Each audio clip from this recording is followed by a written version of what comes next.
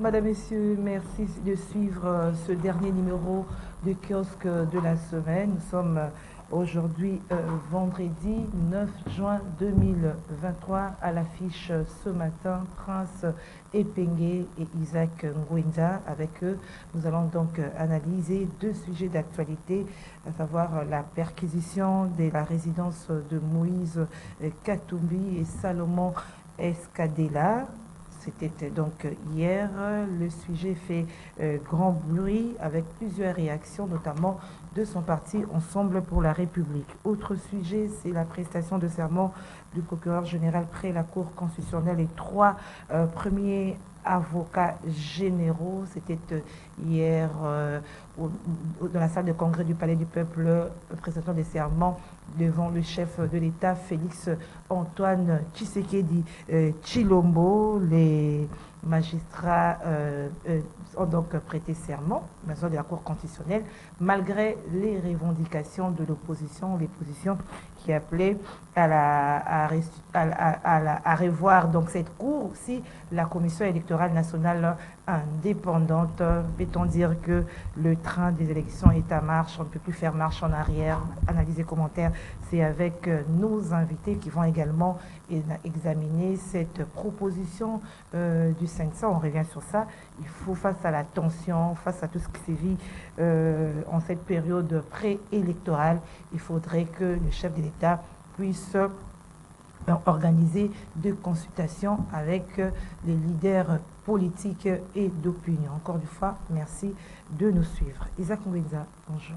Bonjour Gisèle, bonjour à tous les téléspectateurs qui aiment ce magazine kiosque et qui leur donne de bonnes informations sur l'actualité du pays. Voilà, Isaac Ngwenda est face à Prince Epengue. Bonjour Prince.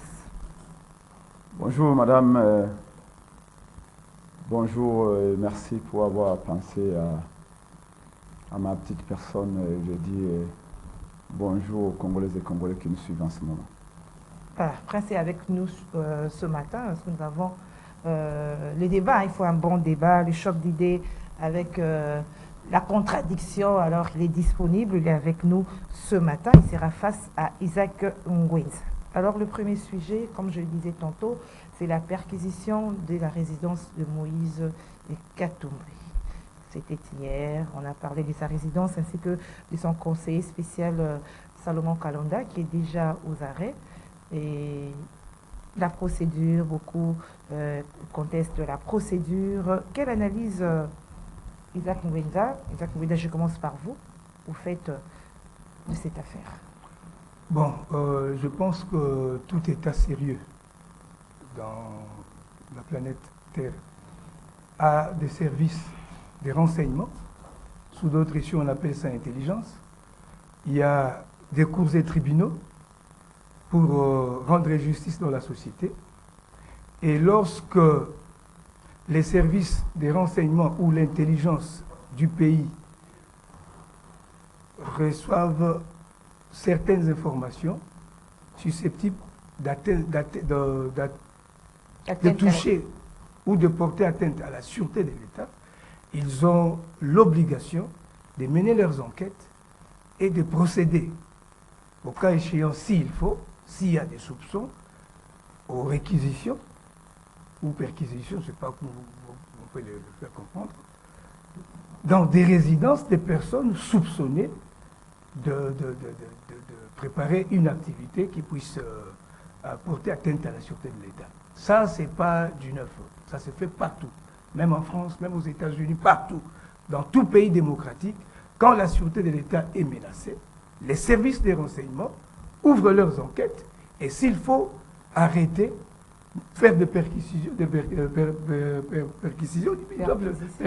ils doivent le faire. Je pense que de ce côté-là, régime démocratique, régime dictatorial, régime autoritaire, n'importe quel régime protège le pouvoir.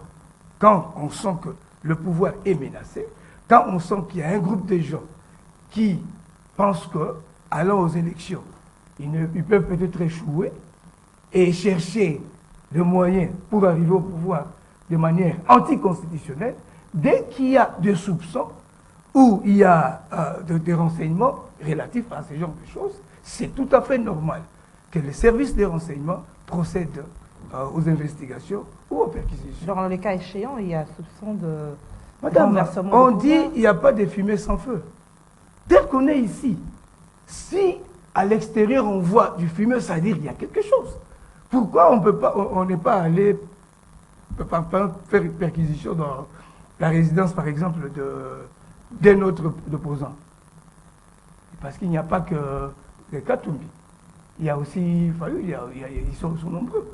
Mais si on cible quelqu'un, c'est que les services de renseignement ont des informations qui les ont poussés à le faire.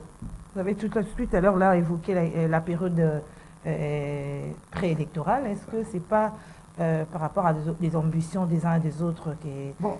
Comme certains l'estiment, hein, ils pensent, hein, c'est pas par rapport Madame, à cela. vous savez, nous sommes en Afrique. Certaines personnes n'ont pas encore compris que pour accéder au pouvoir, il faut se préparer dans des mouvements politiques, donc des partis politiques, et puis il faut avoir un projet de société, et puis il faut convaincre l'opinion que vous avez un projet de société et que si vous arrivez demain au pouvoir, vous pouvez apporter des solutions aux problèmes du pays. Malheureusement, je suis vraiment désolé, en Afrique et particulièrement dans notre pays, je n'ai jamais vu un opposant, pendant l'opposition, présenter un programme au peuple, dire que voilà, moi, Isaac Ngwenza, dès que je suis au pouvoir, voilà ce que je ferai, ça. Ceux qui gèrent aujourd'hui, regarde ce qu'ils feront, moi je ferai ça. Des projets de société, ce sont des outils qu'on utilise pour convaincre la population. Et ceux qui présentent le programme, ils les mettent en pratique Non. Bon, je vais vous dire une chose, Gisèle. Vous savez, on ne peut pas se lever un matin parce que j'ai vu Gisèle, journaliste, demain il devient député, il roule dans une Jeep. Et moi, je me lève un matin, je dis non, moi aussi je vais faire la politique. Non. C'est ça le problème avec notre pays. Le pays a une crise d'hommes politiques. Je suis désolé. La personne qui doit aspirer à la gestion de la chose publique doit être préparée. Issu d'une école politique. Je suis dans un débat aujourd'hui. Les gens nous suivent. Je pèse mes mots, je contrôle mon langage. Malheureusement, ce n'est pas ce que nous voyons dans notre pays. Donc, certaines personnes pensent que quand on est opposant, on peut passer à la télévision, on peut insulter, on peut dire tout ce qu'on veut, alors que la population vous suit. La population vous suit plutôt. Et vous savez, aujourd'hui, tout Congolais a déjà des yeux ouverts. Ce qui s'est passé hier, ça ne va plus se répéter. Ça veut dire que certaines personnes se trouvent aujourd'hui au Parlement, tout simplement parce qu'ils passaient à la télévision en train d'insulter Kabila. Et la population a cru que ce sont de bonnes personnes, on peut leur faire confiance pour gérer la chose publique. Et maintenant, on se rend compte que les mêmes personnes qui passaient sur ce plateau, qui a propulsé plusieurs, aujourd'hui, ce qu'ils font au Parlement, on met la main sur la tête. Et je pense que les Congolais ont compris. Personne ne pourra tromper les Congolais aujourd'hui. Comme on dit en anglais, you can fool some people sometimes, but you can't fool all the people all the times. Vous pouvez tromper un peuple un moment, mais vous ne pouvez pas tromper un peuple tout le temps. Merci Isaac. Alors, Prince Etengi, avant de répondre à la question à propos du premier sujet, j'aimerais tout d'abord vous poser cette question par rapport à l'information qui a circulé au courant de la semaine. Prince Etengi traqué. Il s'agit de quoi en fait? En 2 minutes. Hein, merci madame. D'abord, je tiens à remercier Dieu qui nous a épargné des dégâts beaucoup plus considérables. Et en effet, nous étions traqués. Vous savez, nous étions à la veille d'un point de presse de la coalition Lamuka qui devait être tenu à Fadenhaus par les professeurs de l'université Mathieu Kalele. À la fin de ces échanges préparatifs, à 18h, j'avais pris ma voiture avec Madame Chantal Momboni pour rentrer chez moi à Limité. Arrivé au niveau du passage, au niveau de Poilo, pour quitter Poilo, afin d'aller à Limité, au niveau de l'aéroport d'Indolo.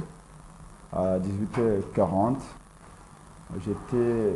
j'ai vu surgir de nulle part un groupe de policiers qui m'ont intimidé, qui m'ont intimé l'ordre de faire mettre l'arrière pour rentrer encore sur poids lourd. Donc,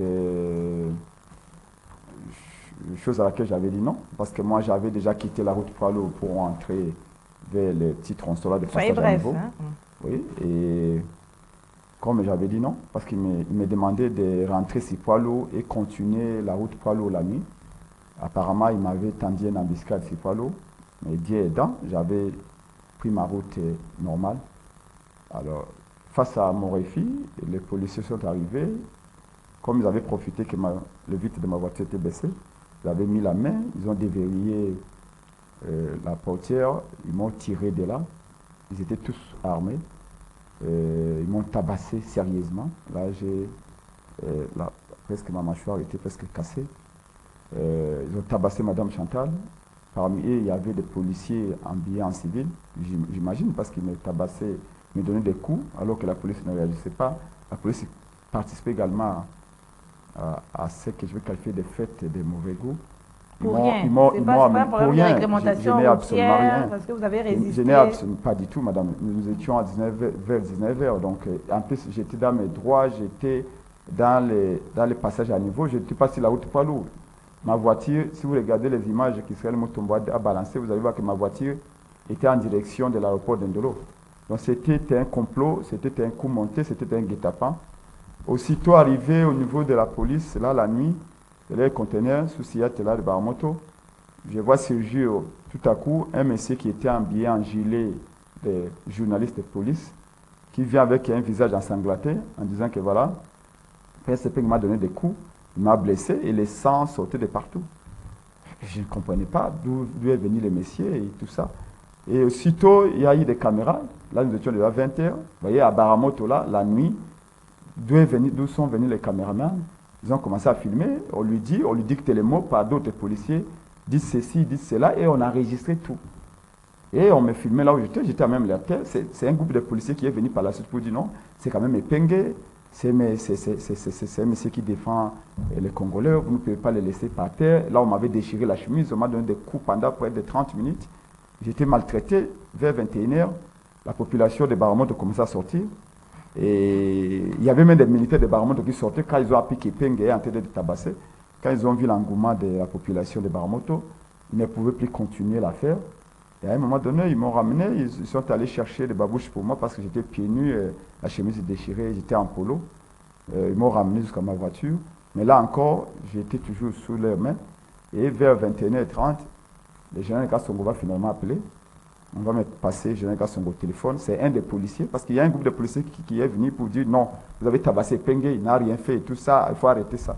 Parmi ces groupes de policiers, il y a un qui m'a passé le téléphone, c'était le général Kassongo, qui me demanda de quitter, d'évacuer le lit rapidement.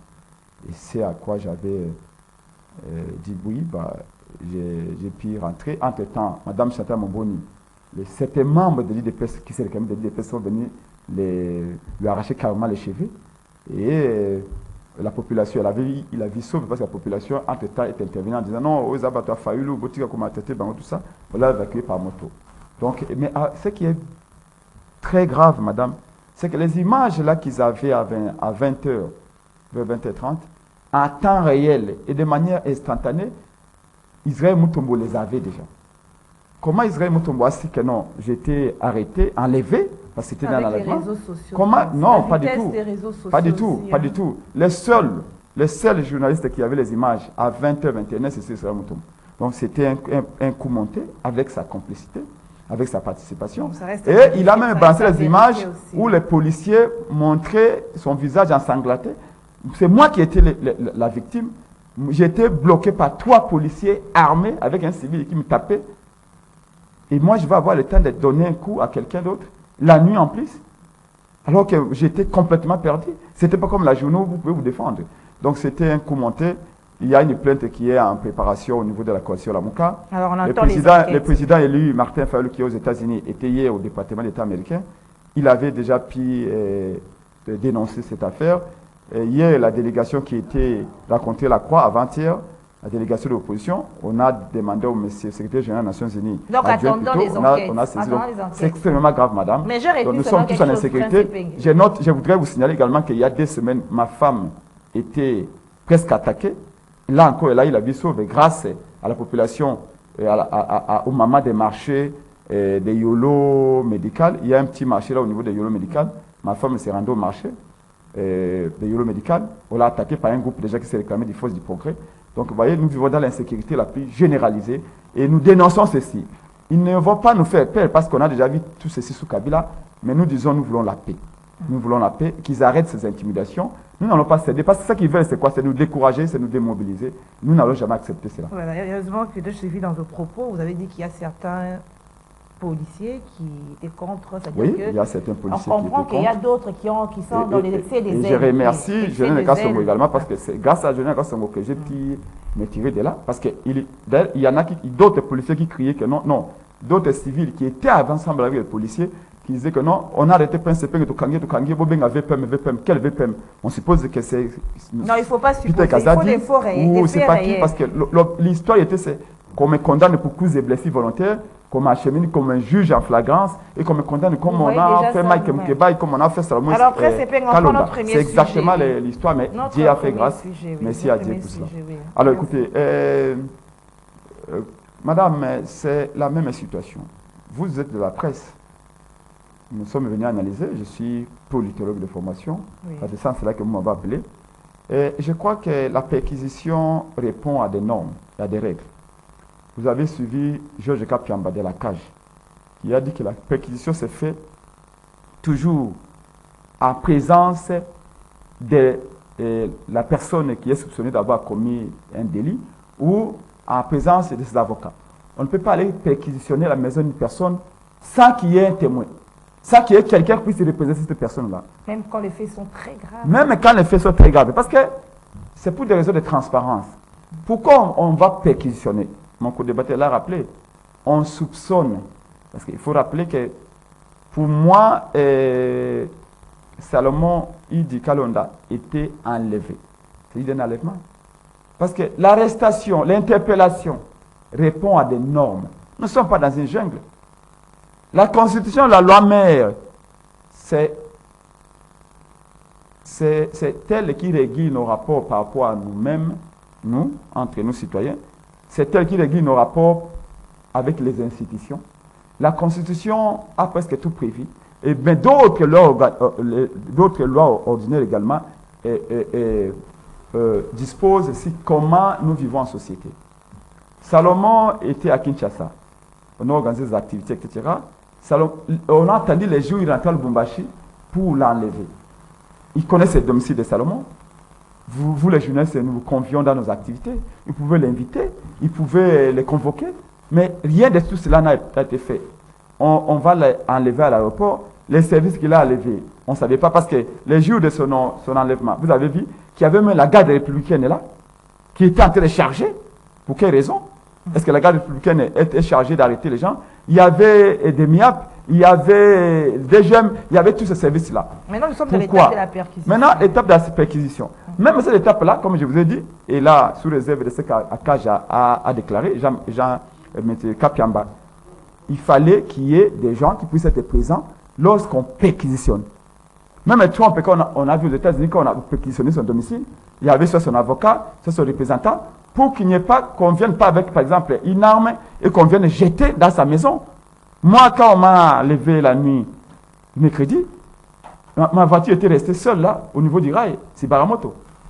Il pouvait venir avec une arme, il jette, il dit on a levé Penge, on a trouvé les armes dans sa voiture. Tout est possible avec ces régimes. D'ailleurs, sous Mobutu, on a vu ce type d'histoire.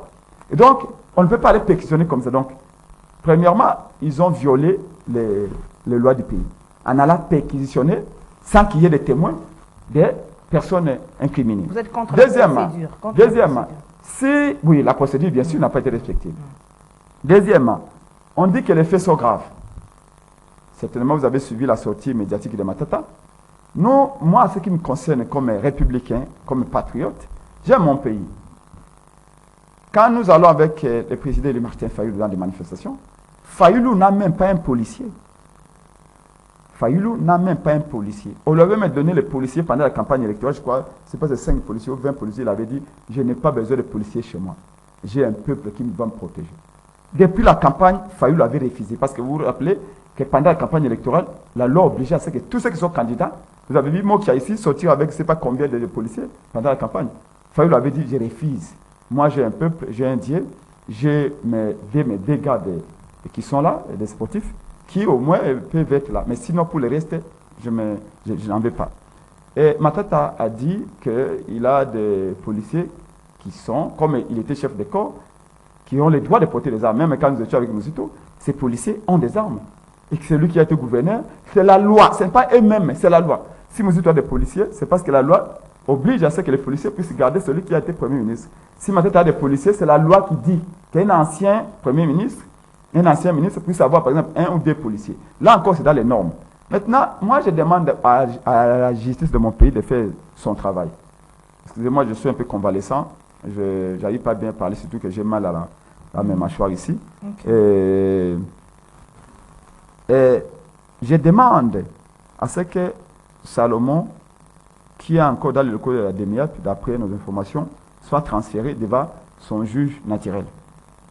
Qu'il soit auditionné dans des normes. Parce qu'on est en train d'entendre tout et n'importe quoi. Jusqu'au point de dire que non, pour que Katumbi rédige un communiqué, ce communiqué-là, avant de le publier, il faut qu'on l'envoie à Kigali, que le communiqué revienne à Kinshasa. Vraiment, à un moment donné, on a franchi le Rubicon. C'est presque une forme de théâtralisation. Et dans ce pays, tout le monde connaît que si les M23 sont arrivés à Kinshasa ici, en 2019, c'est Félix qui les a ramenés. Quand vous parlez de théâtralisation, parce que Isaac venait de le dire tout à l'heure, pourquoi on n'a pas fait cette théâtralisation à une autre personne, seulement à Salomon Kalonda? Mais ce qu'on a fait à Salomon Kalonda, c'est ce qu'on a fait après Sepenge. Non, vous êtes de même camp. Non, mais c'est exactement. Non, la logique est celle-ci. C'est un journaliste, moi je suis politique. Analyste politique. Aujourd'hui, analyste politique, mais je reste politique. Tous les gens que vous amenez ici sur ce plateau, tous les gens que vous appelez journalistes, personne n'est journaliste. Tous sont des politiciens qui se cachent, qui n'ont pas le courage de dire, de révéler leur identité. Et Dieu merci, le peuple sait que tous ceux qui viennent ici, citez-moi un seul, à part notre ami qui est à la tête d'une organisation de politologues, qui est un peu objectif. Les restes sont tous ceux que vous invitez ici. Vous invitez mon ami Pascal Owonji. Pascal Owonji est dans un cabinet. Pascal Owonji est politique. Vous invitez, ce sont des gens qui respectent. Pascal Owonji est un homme extrêmement intelligent, mais c'est un politique aussi. Donc, tous ceux que vous appelez, mon ami l'autre du FCC, tous sont des politiciens. Donc, il n'y a pas un journaliste aujourd'hui au pays, à part vous, qui restait ici, ou Freddy, qui faisait bien votre travail. Les restes que vous invitez sont politiques. Ça, c'est une remarque. Doudou Montiri. Alors, donc, moi, ce que je suis en train de dire, c'est que, que la justice... Pourquoi pas une autre personne? Mais parce que la logique est celle-ci. L'opposition est en train de préparer des activités. Il y a un meeting le 17 juin au 13 d'Enjili. Il y a une marche populaire le 21 juin pour dire non contre la faim, dire non contre la vie chère, dire non contre l'insécurité et exiger un processus électoral crédible, dire non à la fraude. Alors, pour empêcher que ces activités se fassent, la logique est claire et tous les journalistes l'ont publié. Tous vos amis Actualité.cd, les autres ont publié. La logique est, premièrement, il faut que tous les proches de Fayulu, on les arrête pour que Fayulu soit déboussolé, soit troublé, n'ait pas le temps de se concentrer pour mobiliser la population au fin du meeting du 17 juin et au fin de la marche du 21 juin. Il faut que les proches de Katumbi, on puisse les arrêter. En ce moment-là, Katumbi sera perturbé. Parce que Salomon est son grand droit. Quand Salomon est arrêté, Katumbi ne sera pas concentré pour mobiliser. La logique est celle-là. C'est comme ça qu'on a tenté de m'enlever la nuit pour démobiliser la population. Donc, tous les éléments en possession de services de renseignement ne vous disent rien, les appels téléphoniques, et alors si on exhibait tout cela. Moi, je vais croire, madame. C'est pourquoi je dis que moi, je ne condamne pas. Je ne dis pas que c'est faux ce qu'ils ont dit ou c'est vrai. Oui. Mais je me questionne, comme l'avait dit Descartes. Il faut douter de tout. Qu'à douter même de vos propres doutes. C'est Descartes qui l'a dit. Moi, douter, c'est aussi une façon de dire, je voudrais exiger la vérité. Quand vous voyez les OPJ qui ont interrogé Salomon, alors que l'instruction est secrète, ils sont dans une phase d'instruction, que l'OPJ qui instruit une affaire organise un point de presse pour commencer à dévoiler les secrets de l'instruction, madame, on s'est dit, je ne sais pas si mon ami va me contredire, quand on est dans une phase d'instruction, l'instruction continue, on n'est pas à l'épargne. Mais les mêmes OPJ qui interrogent Salomon, alors même, madame, que Salomon, la Constitution dit ceci. Même, vous savez, un exemple. Même Hitler, qui a fait des millions de morts, s'il était arrêté vivant, Hitler aurait eu droit à un avocat et on l'aurait entendu en respectant les droits de la défense. Mais ici, Salomon a été interrogé. Ça, ses avocats. Toutes les ONG ont dénoncé cela. Même la cage a toujours été du côté du pouvoir. Même la cage, quand Fiambaki soutient Félix Tshisekedi, a été un peu neutre de ce côté-là. Même la cage a dit, mais comment? Comment est-ce que les instructeurs du dossier se sont transformés en politique pour faire un point de presse alors que l'instruction n'est pas terminée? Pour interroger Kalonda. Kalonda, normalement, à ce qu'on sache, généralement on dit, je vais avoir mes avocats. Mais on l'a gardé dans un secret, ces avocats ne pouvaient pas venir. Donc vous appuyez la thèse d'un montage. Donc, écoutez, ici, l'affaire est tellement trop suspecte que la seule chose que je vous demande, c'est qu'on laisse la dimension politique. C'est ça que j'ai toujours dit. C'est ce que même j'ai toujours dit à mon aîné, Jean Kassongo. J'ai dit à Ngobila, Deva Kassongo, j'ai dit à Ngobila que laissez Jean Kassongo faire son travail. C'est nous les politiciens qui instrumentalisons la justice, qui instrumentalisons la police. Si nous décidons un jour, comme Martin Fayot l'avait dit, qu'une fois que je suis élu, je vais laisser les juges libres de faire leur travail. Les juges vont faire du bon droit, vont dire les bons droits. Malheureusement, c'est toujours nous les politiciens qui allons derrière les journalistes, qui allons derrière les juges pour les instrumentaliser. Voilà pourquoi. Et après, c'est nous qui dénonçons les compétences et la complicité, plutôt les caractères mauvais de la justice. Isaac Mouenza, Prince Epenge et l'opposition dénonce le montage, c'est du déjà vu. On fait allusion à l'affaire des mercenaires, l'affaire des 8 Moulongo. Qu'est-ce que vous dites? Bon, non, d'abord je veux dire après ce que j'aime beaucoup.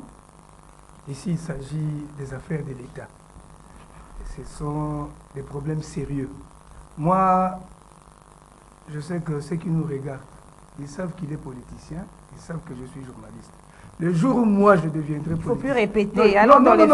Gisèle, non. Toi, il a dit ici que toi tu es journaliste, moi je suis politicien. Et tout le monde... Il n'a pas parlé de toi. Tu as dit tout le monde... Il n'a pas parlé de Regardez, moi je vous connais depuis des années que vous êtes regardez. journaliste. Il a dit ceci. Tous les journalistes que vous invitez ici sont des politiciens. Tout. À l'exception, il a cité toi et Non. C'est ça le problème. Écoutez, Gisèle, laissez-moi parler. Il a parlé, je me suis tué. Je vais d'abord commencer par rectifier. Je ne suis pas politicien. Je suis journaliste, analyste politique. J'ai aussi une lecture de ce qui se passe au pays. Alors, je ne peux pas appuyer des actes de barbarie au niveau des services de renseignement. Je ne peux pas appuyer. Et moi, je ne peux pas non plus accepter des mensonges. Je regrette beaucoup. Quand on n'a pas le moindre sens d'honnêteté, c'est très grave. Je vais par exemple vous dire à la presse, si un médecin vous regarde maintenant à la télé, vous déclarez ici que vous avez la mâchoire cassée, et vous êtes là, vous parlez sans problème, et vous avez déclaré ici que vous étiez tabassé, aucune trace de lésions corporelles. Il faut les consulter. Attendez, je dis ceci.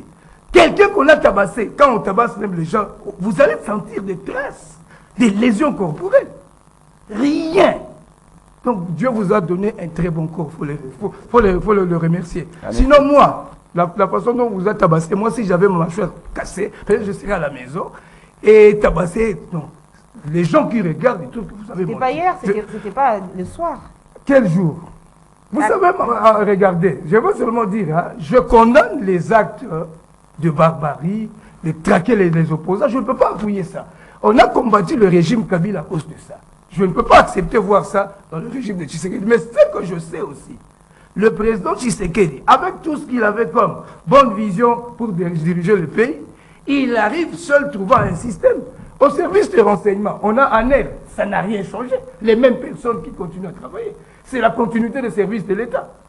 Les mêmes services d'EMIA, moi à sa place, vous voyez, de la même manière qu'on a changé les tenues de la JR, on devait changer même la dénomination des services de renseignement. Au lieu de ANER, parce que ANER, on voit l'image des cabines, là, je suis désolé. On pouvait même créer Service national d'intelligence, par exemple. C'est-à-dire changer même la dénomination de l'ANER, avec une nouvelle vision. Même chose avec le DEMIAP, détection militaire antipatriotique. À l'époque de Mobutu, c'était la SAD, Service d'action et des renseignements militaires. On doit tout changer. Le changement signifiera aussi qu'il y a changement de régime et tout là. Malheureusement, ces changements, moi, je ne les vois pas encore. J'ai des choses que j'apprécie, moi particulièrement en tant que Congolais, de président, par exemple, Félix Tshisekedi, comparant avec les autres, ses prédécesseurs.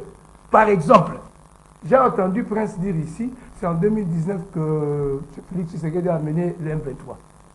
Ici, et les gens regardent. Maintenant, ce que les gens ne comprennent pas avec cette histoire de la guerre de l'Est. Moi, j'ai passé plus de 14 ans d'enquête à l'Est pour comprendre les conflits là-bas. Le problème qu'on a aujourd'hui, c'est à peu près comme le problème qu'on a en Russie. En Russie, ce n'est pas une guerre entre Poutine et l'Ukraine. C'est une guerre entre l'OTAN et Poutine. Je veux dire ceci. Le problème qu'on a avec ici, tout le combat que Tshisekedi a aujourd'hui dans son pouvoir, c'est parce qu'en 2019, le 24 janvier, il prête serment, il part à Beni, c'est la déclaration qu'il a faite à Beni, qui a réveillé tous les démons pour le faire partir. Et comme le peuple a compris, ça ne réussira pas. Pourquoi? Tshisekedi a déclaré ceci. Trop, c'est trop. Cette guerre à l'Est doit s'arrêter.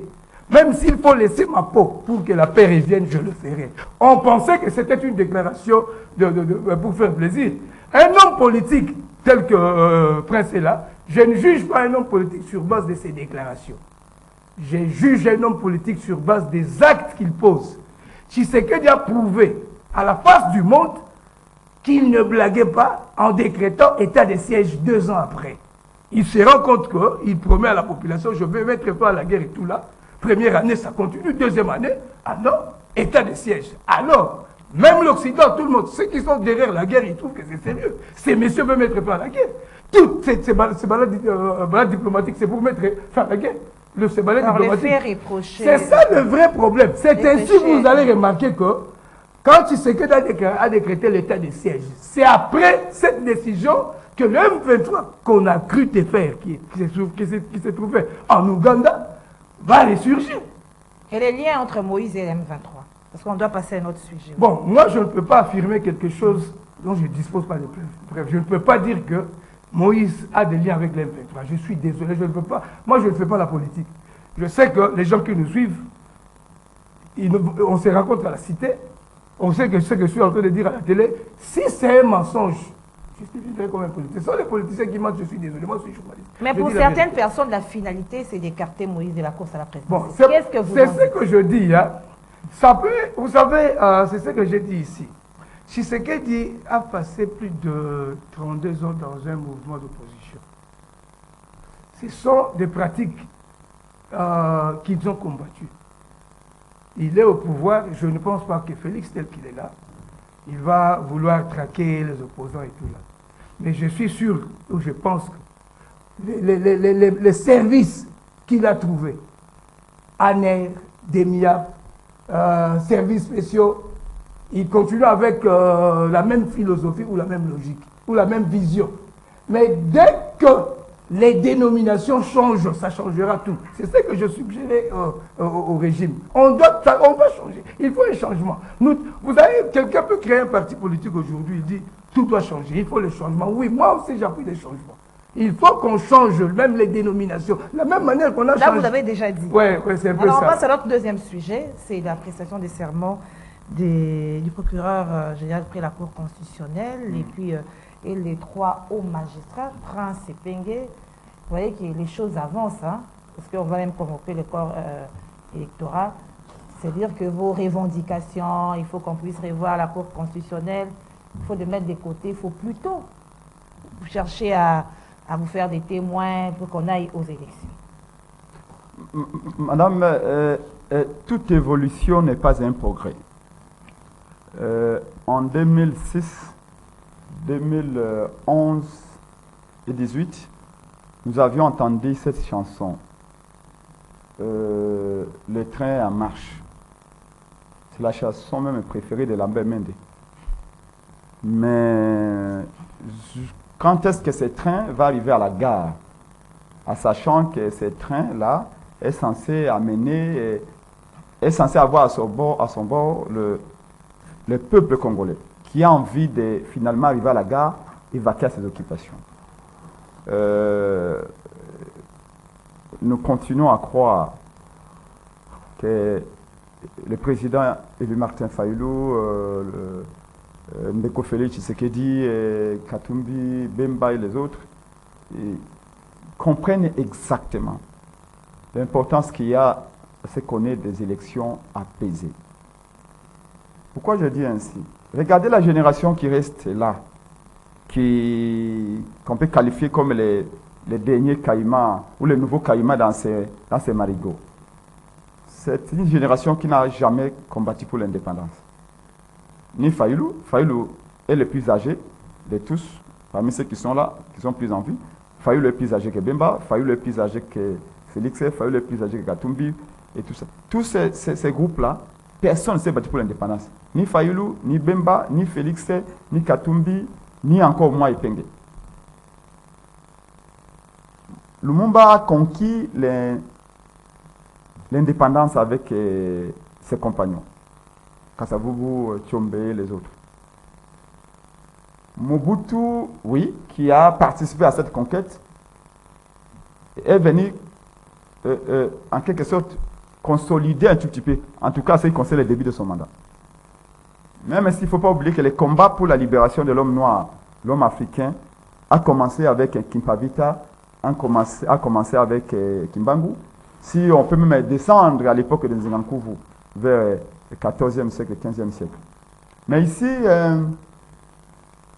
je souligne cela parce que l'héritage, les flambeaux qui nous a été légué par Lumumba, nous risquons de l'éteindre. En d'autres termes, avec les contestations électorales telles que nous les voyons depuis 2006, 2011, 2018, un jour on va déboucher s'il y a une véritable guerre civile. On le souhaite pas. C'est ce que je dis. C'est lui qui veut aller plus loin, fait tout pour savoir quelles sont les conditions dans lesquelles il va. Quelqu'un avait dit, un penseur que j'oublie un peu le nom, que pendant la guerre, la première victime lors d'une guerre, c'est la vérité. La vérité ici, c'est que Félix Tshisekedi n'avait pas de bonnes élections. Et ils disent que c'est vous n'êtes pas prêt. Non. L'opposition n'est pas prête pour les élections. Félix Tshisekedi n'avait pas de bonnes élections pour des raisons évidentes. Okay. Comme un Kabiliste est venu de le dire dernièrement, comme un Nangala dit, bien avant lui, Félix Tshisekedi n'avait pas gagné les élections. Il est venu au pouvoir par une succession quasi monarchique. Il a reçu un pouvoir comme un don de Kabila. Il sait qu'il a lamentablement échoué. Sur tous les plans, il a échoué. Vous vous rendez compte, madame, qu'au moment où je suis avec vous ici, Bunagana est géré depuis presque 4 mois par le président Museveni. Mais la réalité sur la préparation des élections vous contredit. Non, parce que là, tout est déjà... Je suis en train de vous dire. Tout est en train d'aller en avant, mais vous êtes toujours dans les conditions. Je vous démontre pourquoi Félix Tshisekedi ne veut pas de bonnes élections. Qui est celui qui ira voter un messier qui s'est dit président, qui a les finances de l'État, qui a une armée, qui a une police, mais qui a laissé une partie de son territoire être gérée par un président d'un pays étranger? Les efforts sont en train d'être faits, monsieur Epenge. Madame, à la ligne où vous allez même me dire que non, la volonté est là. Mais la volonté ne suffit pas quand on gère un État, madame. Alors, les élections... Même vous êtes mariée, madame, vous avez des enfants. Vous pouvez avoir la volonté d'envoyer votre fils à MIT aux États-Unis ou à Harvard. Mais est-ce que vous allez le faire? Non. Encore faut-il avoir les moyens. Félix Tshisekedi a abandonné notre pays entre les mains des étrangers. Est-ce que vous savez ce qui s'est passé ici à Kwamutu? On parle d'élection. Avec le Mobondo. Vous savez, madame, prochain sujet. Bon, un monsieur qui non seulement laisse le pays entre les mains des pays étrangers avec les IAC, mais qui est incapable même de mettre la paix ici au Bandundu. Une crise qui est née sous son nez. Prince Epengui, ce monsieur-là, vous voulez qu'on fasse confiance? Et que les élections auront bel et bien lieu. Mais les élections... Qu'est-ce que vous allez faire? Vous allez rester en dehors? Madame... Parce que vous êtes fait enrôler, je crois. Aucune élection ne se passera sans nous. Est-ce que vous vous rendez compte, quelqu'un qui a gagné les élections avec 70%, il y a de nouvelles élections, vous l'écartez. Mais vous continuez avec vos protestations. Laissez-moi. On ne proteste pas. On ne proteste pas. On propose pour qu'il y ait de bonnes élections. Je suis politologue de formation, vous m'avez appelé comme politologue de formation. Oui. Je vais tout de suite là vous démontrer la finalité des élections dans une démocratie. Laissez-moi dire ça tout à l'heure. Mon co-débatteur, d'ailleurs je lui dis, je le connais depuis plus de 10 ans. À un moment donné, il a été un journaliste tout près de nous dans notre chaîne, parce que nous avions une chaîne avec Chaloupa. C'est un monsieur intelligent que je connais, je respecte. Je n'ai pas dit que lui, il est vendu. Ah, non, il n'est pas dans cette lot-là. Oui. Mais tout à l'heure, là, il a voulu dire que la crise de l'Est, c'est Félix l'a hérité de Kabila. Je n'ai pas dit ça. Que quand Félix Tshisekedi est allé en 2019, quand il a dit que non, il faut que je mette fin à cette crise, je suis prêt à mourir pour cela, que c'est là, de là où tous les problèmes sont arrivés. Oui. Si la crise de l'Est ne date pas de Félix Tshisekedi, il y a au moins une vérité, c'est qu'avec Félix Tshisekedi, la situation s'est aggravée par les compétences de son régime. Deuxièmement, s'il ne peut pas mettre fin à la crise de l'Est, parce que ce n'est pas une crise qui date de son arrivée au pouvoir, mais qu'en est-il pour la crise au Bandundu? La crise au Bandundu, les tués du Bandundu, c'est sous son régime. Il ne faut pas aller les coq à l'âne. Je termine. Il y a des gens qui le suivent. Oui, je ne vais pas les coq à l'âne, mais je vous montre pourquoi Félix Tshisekedi ne veut pas des élections. Ou alors, il veut des élections, mais des élections, je vous dis, Capharnaüm, chaotiques. Je reprends ma question, Prince Epengui. Vous êtes en train de contester la Cour constitutionnelle. Hier, il y a eu prestation de serment. Ça démontre qu'on ne va plus faire marche en arrière. Alors, qu'est-ce que vous allez faire? Si. Vous allez entrer dans le train ou soit... C'est ça ma question. Madame, nous ne demandons pas qu'on fasse marche arrière. Oui. D'ailleurs, je vous démontre ici. Nous avons commencé à contester, nous, parce que je vais parler comme analyste, on a toujours demandé des réformes. Il n'y a pas que la Mouka, il n'y a pas que Fayoulou, il n'y a pas que Pengue, il y a même les catholiques. Les catholiques, vous ne verrez jamais des prêtres candidats. Les CC, avec le pasteur Bokundoa, ils ont toujours réclamé des réformes. Ici, madame, ce n'est pas de reculer. Quand tout Fayoulou s'enrôle, c'est, je crois, le premier leader qui s'est enrôlé. Qu'est-ce qu'il a dit? Je m'enrôle pour montrer l'exemple que nous voulons qu'il y ait des élections, mais ce qu'on veut qu'il y ait des correctifs. C'est-à-dire quoi? Qu'on améliore. Pourquoi tous nous avons dénoncé, nous contestons? Nous contestons parce que la procédure n'est pas claire. C'est comme ça que même pendant les contentieux électoraux, on dit que les contentieux électoraux étaient contentieux de vérité. Vous savez pourquoi est-ce que Fayoulou exigeait qu'il y ait des comptages des voix? Parce que quand la CNI organise les élections, excusez-moi, quand la CNI organise les élections, la CNI réserve 3 copies. Une copie, le PV est envoyée, est réservée pour elle-même, la CNI. Une autre est envoyée à la Cour constitutionnelle. Une autre est donnée au candidat. J'ai été à l'Union pour la Nation avec Bemba en 2006. J'étais conseiller de Franck Diongue à l'époque. Quand il y a eu contestation législative, nous étions ici à l'époque, c'était la Cour suprême. Nous étions ici, à la gare centrale. J'ai représenté Franck Diongue à l'époque.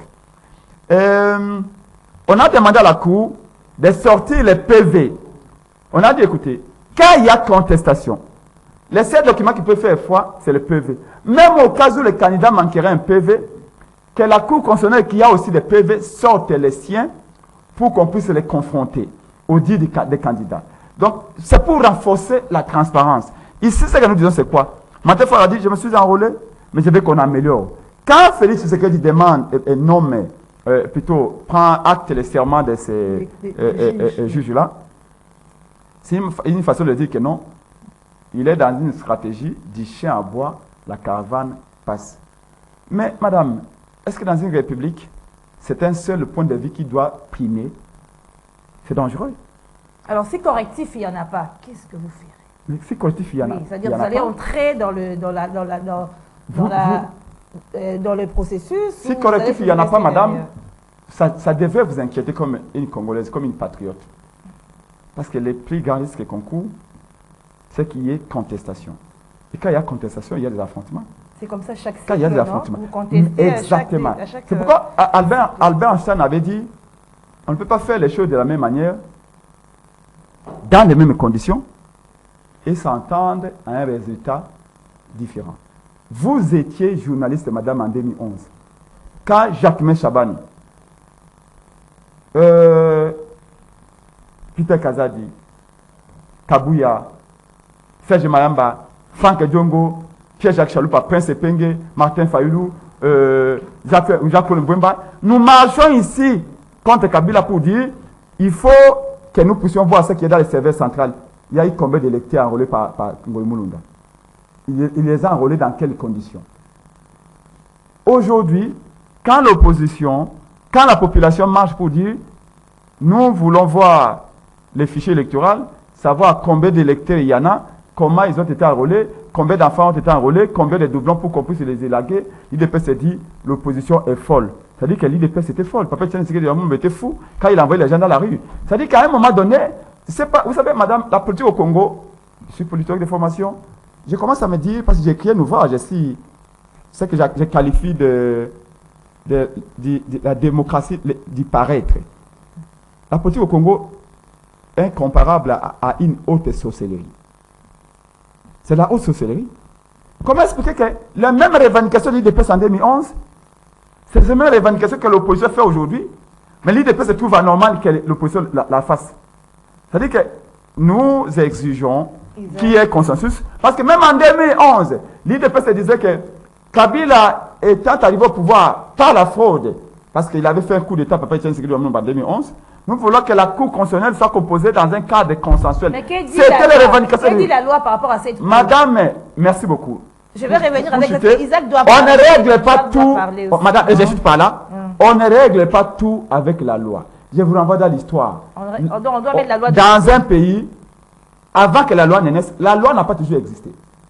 Au départ, c'était le bon sens et la morale.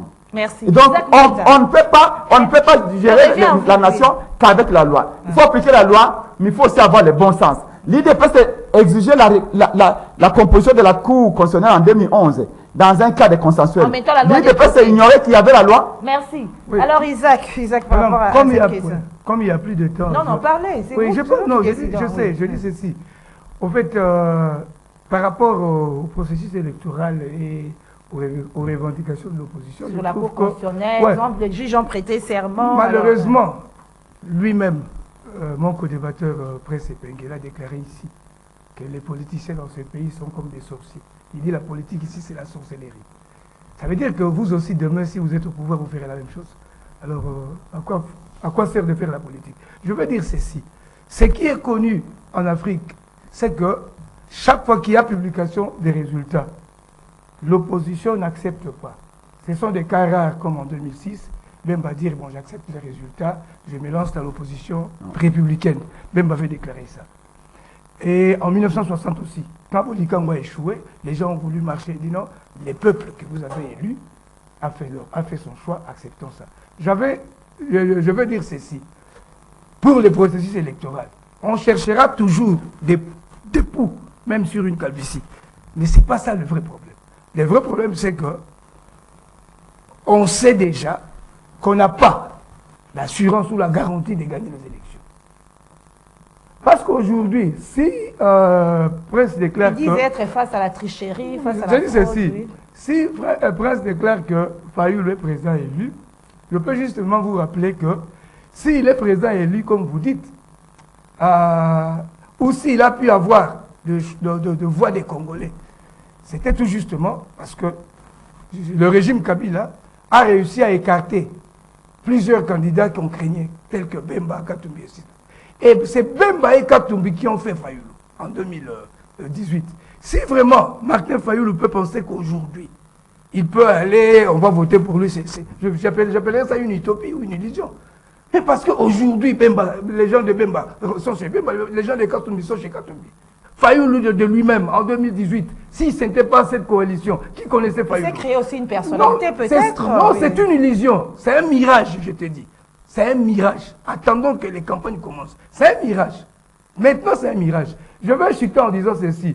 Moi, je pensais qu'aujourd'hui, vous allez me parler aussi, parce que c'est un sujet sérieux d'actualité aussi, sur la problématique de la protection des peuples autochtones.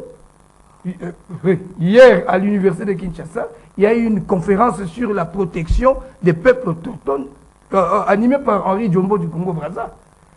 Aujourd'hui, on veut aller aux élections. Nous vivons comme si les pygmées n'existaient pas, ce que nous appelons aussi pygmées. Gisèle, c'est un problème sérieux. Et je pense que le débat est ouvert depuis hier à l'université de Kinshasa sur les peuples autochtones que vous appelez les pygmées. Ce sont des êtres humains à part entière. Si nous étions dans un pays anglophone, ce matin, tous les journaux allaient écrire, sur ça. Donc, oui, et puis je termine en disant... Merci madame, je peux remarquer une histoire. Bemba n'a jamais accepté une remarque. Non, Bemba avait dit... Non, non, s'il vous plaît. Non, c'est pas ça les débats. Bemba avait dit ceci.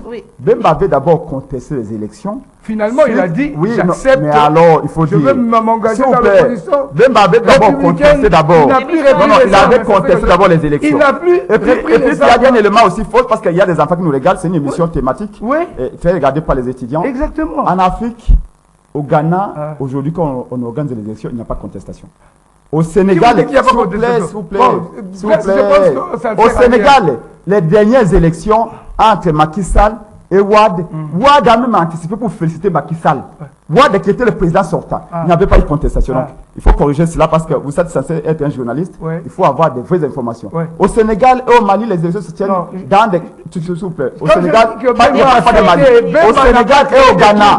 S'il vous plaît. Bemba n'a pas créé des troubles, il n'a pas amené les gens dans la rue pour contester. C'est là que je dis qu'il a dit... Nous étions à l'époque membres de l'Union pour la nation avec Bemba, nous avions dit non. D'ailleurs, il y a même des recours. Les gens dans la rue. Non, attendez, quand on conteste, tout est presse. Quand on conteste, on amène la population dans la rue.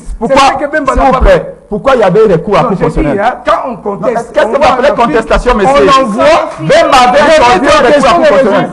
Et pour Fayulu, rassurez-vous, Etienne Tshisekedi Lumumba était quelqu'un qui a été fabriqué par Mobutu.